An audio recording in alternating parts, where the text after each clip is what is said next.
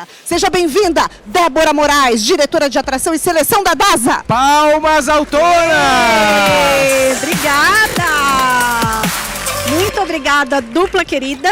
Muito obrigada, Débora. A arena é sua. Depois a gente volta para trocar mais ideias. Obrigada. Eu tô voltando de férias hoje e eu tô adorando chegar com essa energia e com esse acolhimento. Muito obrigada. Que bom, Débora. E espero aqui que o papo seja muito legal. Espero vocês já. Com é isso aí, o palco é será seu. A Débora que vai falar como a gestão de saúde corporativa pode contribuir para gerar colaboradores mais felizes, engajados, com alta produtividade e ainda reduzir custos com a saúde. Uau! Quero saber tudo isso, hein? Muito bom, obrigada. Boa apresentação, Débora. Tchau, tchau. Foi muito legal a Amanda trazer o tema da pandemia, porque eu vou falar para vocês de um produto que se consolidou durante a pandemia.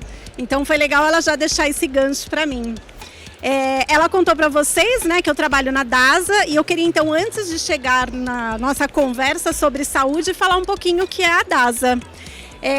A DASA é uma rede integrada de saúde, né? Nós somos a maior empresa de medicina diagnóstica da América Latina e já somos a segunda maior rede privada de hospitais no Brasil.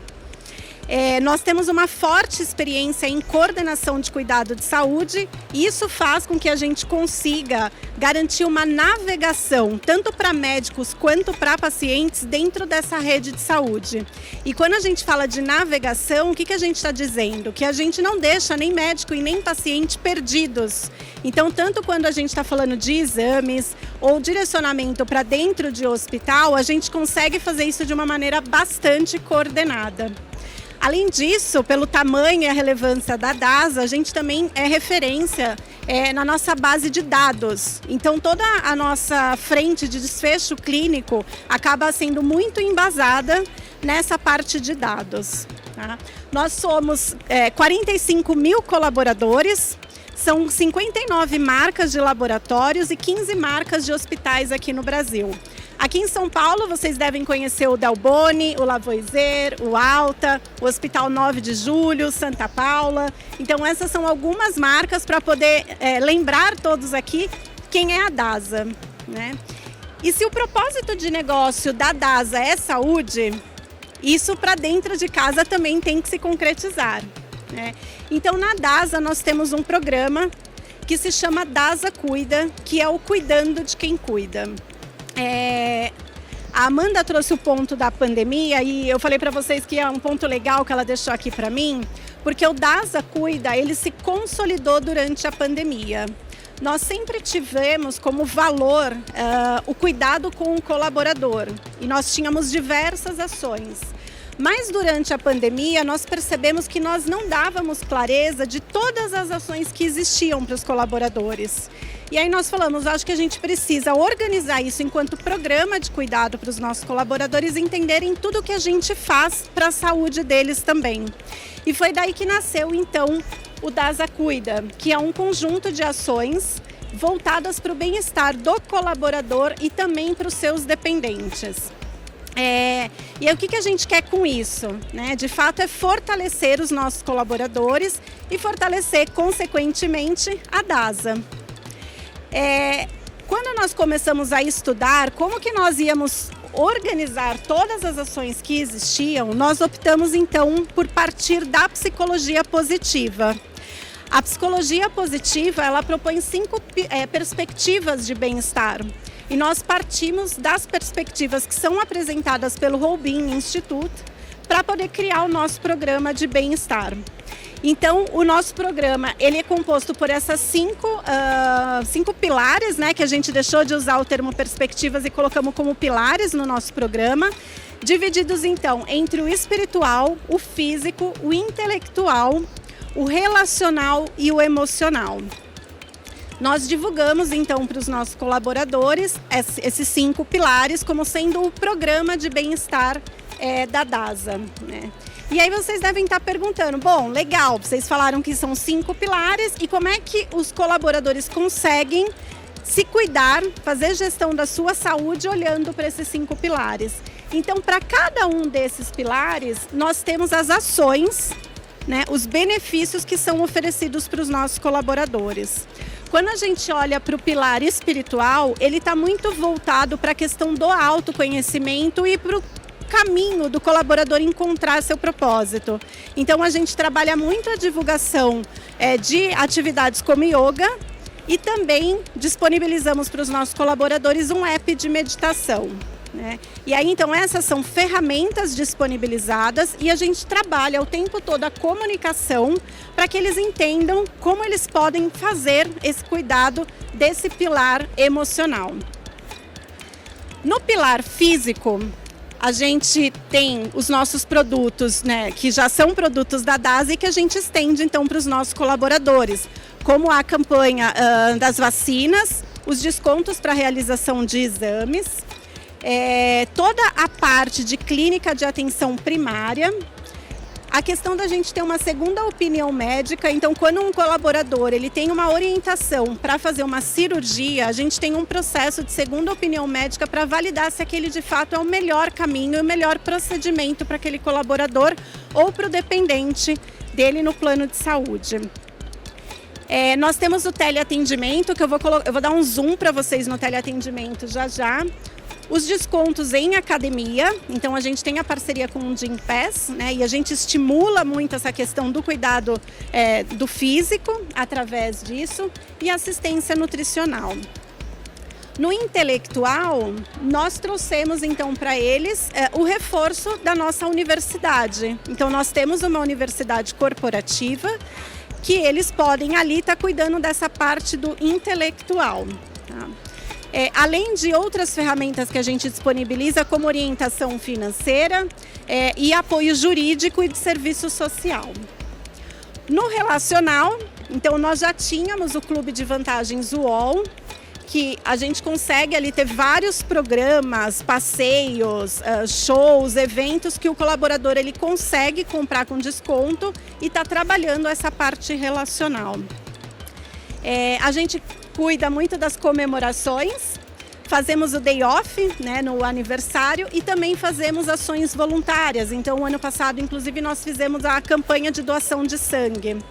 Então, tudo isso para trazer essa prática desse pilar emocional, porque a gente sabe, né, que quando eu me relaciono, eu estou cuidando também do meu bem-estar, né? E esse relacionamento, ele não precisa ser somente de atividades do trabalho. Então, a gente faz bastante esse estímulo.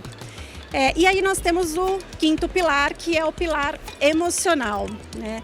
A gente oferece, então, a telepsicologia, e também oferecemos um programa de saúde mental, porque muitas vezes o processo na telepsicologia indica que é necessário um encaminhamento para um psiquiatra.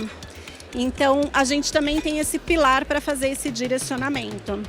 Nós temos o programa Stop, para que a gente possa fazer apoio a vítimas de violência. E temos as nossas campanhas de prevenção, né, que acontecem como o Janeiro Branco e o Setembro Amarelo. Então, são esses 5 pilares que a gente trabalha para fazer a gestão de saúde dos nossos colaboradores, muito voltados para esse bem-estar. A gente sabe que o adoecimento, muitas vezes, ele pode ser psicossomático. Então, quanto mais a gente faz a prevenção, mais a gente consegue ter colaboradores saudáveis. E aí eu queria dar um zoom para vocês nessa questão do teleatendimento. Como a palestra falava de gestão de saúde, eu imagino que aqui a gente possa ter colegas que façam isso dentro das empresas, né, que olham as frentes de gestão de saúde, de assistência médica. Isso foi uma coisa que trouxe muito ganho para a DASA e para os colaboradores, que foi o teleatendimento através de uma plataforma que se chama Nave. A Nave, então, ela é uma plataforma de saúde integral, e ela traz muita agilidade para o atendimento das urgências médicas. O que nós conseguimos com isso? O colaborador, muitas vezes, a primeira reação dele, quando ele tem algum sintoma de adoecimento, é ir para o pronto-socorro. Só que não necessariamente o caminho do PS é o caminho realmente que ele precisa. Então, através do Nave, né, desse teleatendimento, os colaboradores, eles têm isenção de coparticipação. Então, o primeiro caminho dele já é um caminho que traz benefício financeiro para ele e, consequentemente, vai trazer para a DASA também, que eu não vou para o pronto-socorro imediatamente, eu vou primeiro entrar em contato com o Nave, né? Então ele consegue ter essa praticidade desse atendimento de onde ele estiver, sem custo, né? Porque não tem a coparticipação. E isso gerou o quê? De todos os contatos que o teleatendimento recebe, somente 3% são casos que são direcionados para o pronto-socorro. Então a gente percebe ali realmente que a ida ao pronto-socorro muitas vezes ela é desnecessária, né? Então isso trouxe uma vantagem bastante importante para o colaborador. E no último ano a DASA ela teve uma economia de 6 milhões na linha de assistência médica por conta desse produto. Então, para quem veio, né, me ouvir, né, para entender um pouquinho dessa frente de gestão de saúde, esse é um caminho bastante interessante para ser avaliado, pelo menos para nós na DASA fez bastante sentido, né?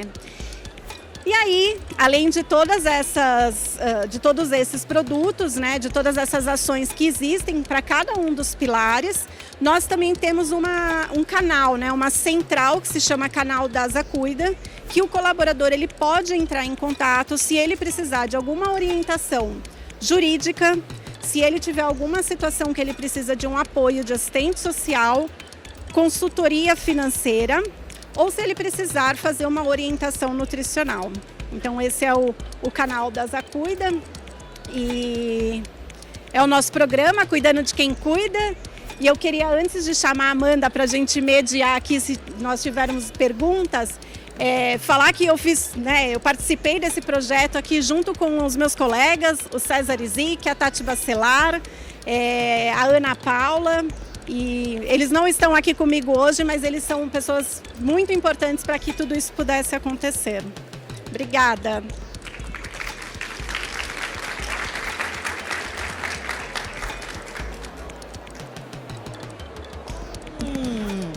Aê, já me ouvem? Muito bom, muito bom. Eu quero aproveitar que você está aqui com a gente. Primeiro, parabenizar pela sua apresentação, Bárbara. E aproveitar que a gente tem um tempinho para saber se as pessoas têm perguntas, né? Porque uma das ideias da nossa arena é justamente trazer cases reais, né? Porque é muito fácil a gente chegar aqui e ficar falando de teoria. E o que é que está acontecendo de verdade nas organizações, né?